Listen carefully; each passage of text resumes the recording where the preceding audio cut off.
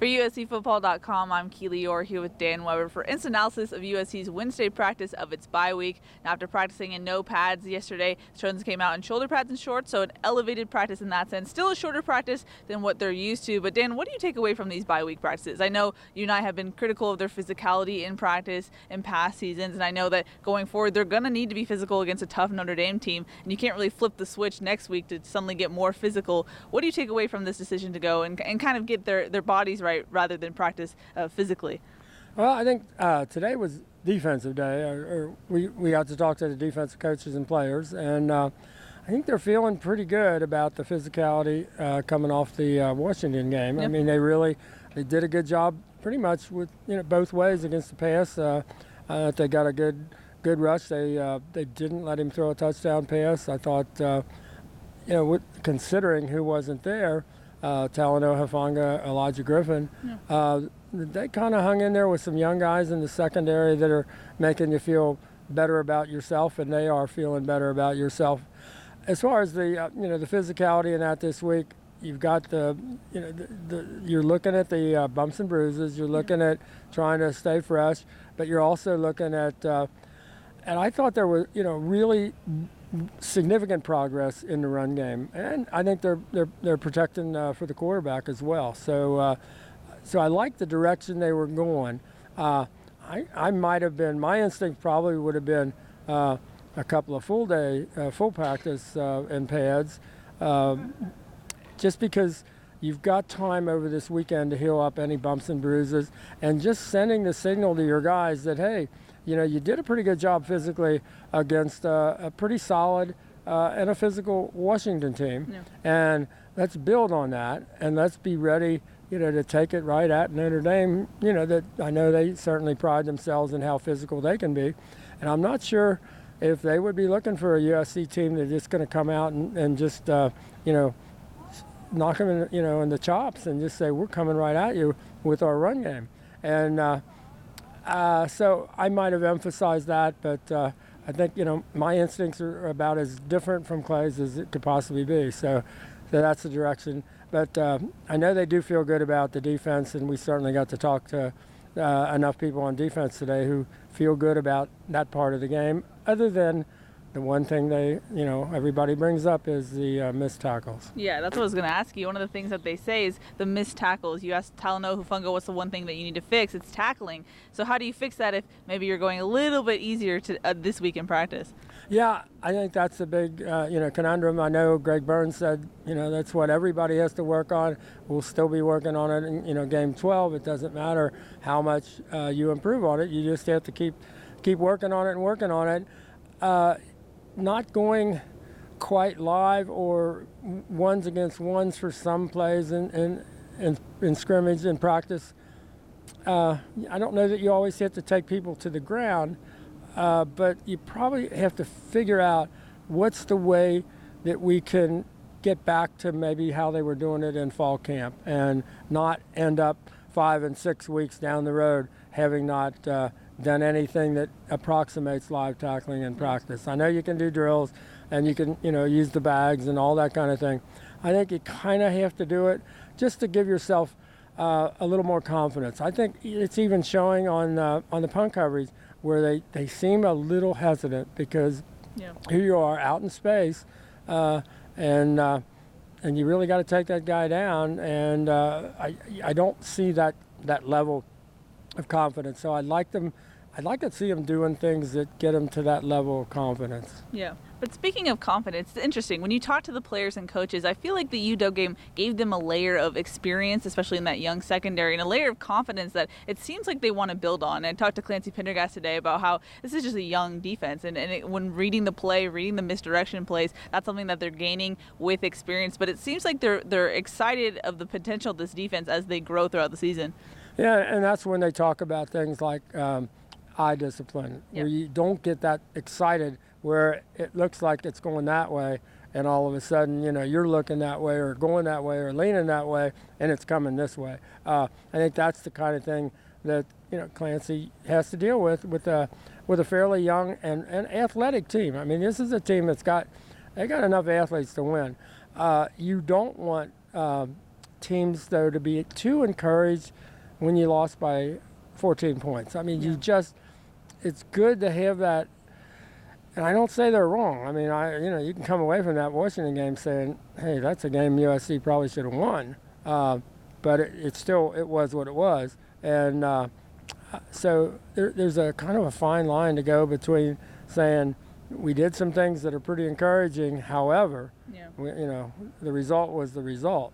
And flip that game or flip the BYU game and, things turn around a lot. So it does really matter if you win or not. And just playing better shouldn't probably make you feel much better. True. That's a good line there. Now, the interesting tidbit we got from defensive line coach Chad Kay today was about those misdirection plays, those fly sweeps. He said he actually talked to other defensive coaches that he's worked with prior to coming to USC to get their advice of how do they stop that? What can they do in practice? And they implemented some of those techniques, those drills in practice this week. So I thought that was an interesting thing and something out of the box and a good move by Chad Kay there.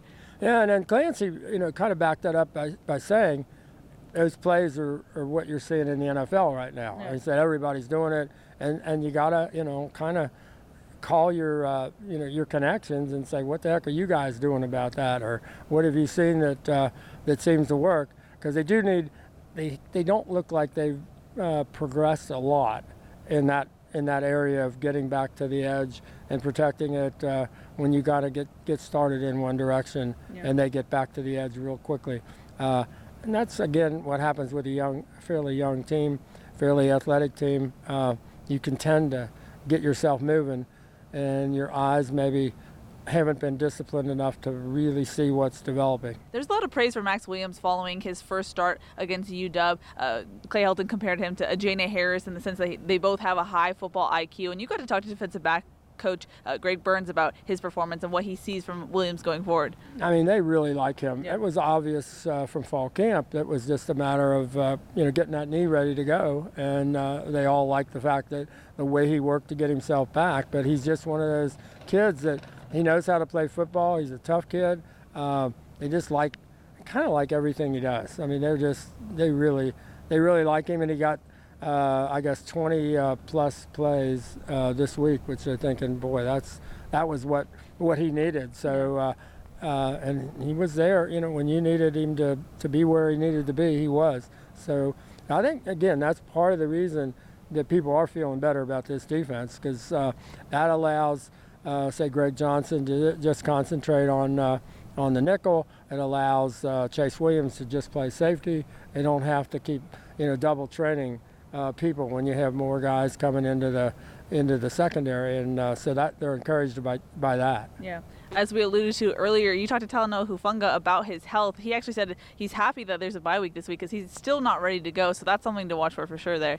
Yeah, because they all know only Coach Helton is supposed to say what their actual status is, but he said, yeah, I'm really happy. This is the bye week, and I've got time to get myself back, and obviously things have not changed. He's not cleared for contact, and he kind of admitted that. And then he said, I guess in trying to pin him down, the question was asked, well, if we were playing Saturday, would you be playing? He said, you might have to ask Coach Helton about that. So that was a good job by him. I mean, I think it was a good situation for him to watch that game on the sideline, and he got I think a little bit different perspective, and he's been playing so well. But I think he's now kind of sort of done a game where he's kind of a coach a little bit and trying to coach up the guys that are out on the field, and with the sense of keep yourself calm, even though he maybe didn't on one play where he got penalized, but that there's that sense of I think it probably helps a younger player grow up to spend a game like that. You never want him to be hurt, but I think it'll probably help him when he comes back. He'll just have a little bit different perspective, and that's probably a good thing for him and the position he plays and how important he is to this USC defense. Yeah, without a doubt. Now, in other injury news, Keaton Slovis is still not cleared for contact, so that's someone just to watch for in his health progress. And Elijah Griffin, who has back spasms, Dan and I, we haven't seen him either Tuesday or Wednesday, and we didn't get a real answer about that. So that's something to watch for there. Hopefully he's feeling better from those back spasms. And then JT Daniels had successful surgery on his ACL tear yesterday, Tuesday, and as we were talking about him while setting up the camera, he just came by on a cart, said he's feeling good. But both Clay and JT said that it seems like he should be back faster than they originally thought.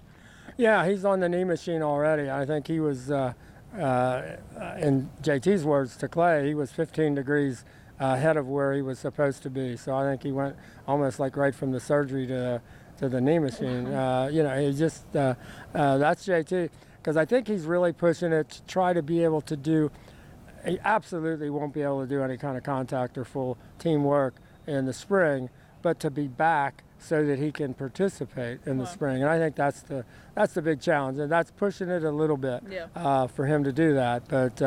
But he looks like he is, he's seriously pushing it. And I think the other thing, we did understand that he didn't have a tear of the meniscus. He had to have it moved back in place in a couple of stitches, but I think it's a good thing that they did not have to repair a tear in the meniscus. Yeah, so good news there, at least, all things considered. Going forward, the schedule for the Trojans on this bye week, they'll have another practice tomorrow that's closed, and we won't get to talk to Clay Helton. And then they'll have a strength and conditioning session on Friday, but the coaches are pretty much gone for the weekend. They're going to be recruiting, and then Clay Helton said that they're going to start prepping for Notre Dame Saturday and Sunday. Then he said, hopefully I'll get a dinner with my wife, so some bye week perks there. But what are you expecting from this team in this bye week? They kind of get a little bit of break here in this weekend. And the other thing that we probably didn't comment on is Clay had a partial tear of his Achilles in the summer, and put off surgery. Obviously, wanted to get through the season. Today, I think, was the first time we saw where he looks like he is, he's limping a little bit and having some trouble with it, and he's, hopping around out there, and you got to give him credit for that. And he's gotten, about halfway through the season, but because the thing was in a boot and it was wrapped in all the things you had to do to get him through fall camp. But so he'll probably benefit from this as well, I would think. True. Well, any final thoughts, Dan, before we wrap it up here on USC's bye week? No, I like it that I just like today that the focus was on defense. I really think that's going to make the difference in this team going the rest of the way. I think, the offense will come to where, when you're using three different quarterbacks and you've lost your guy with all your experience and with the big arm guy, JT, and you're, bringing in two guys without really college game experience, I think you just push that offense, push that run game. You've got some running backs that look like they can get the job done. But I think the defense sets them apart. And I like today that was a kind of an emphasis on defense. They're young, but they're athletic and they're talented. So I like that emphasis for this team. Makes sense. Alrighty, that's going to wrap it up for USC's Wednesday practice of its bye week. For Dan Weber, I'm Keely Eure. For more, check out uscfootball.com.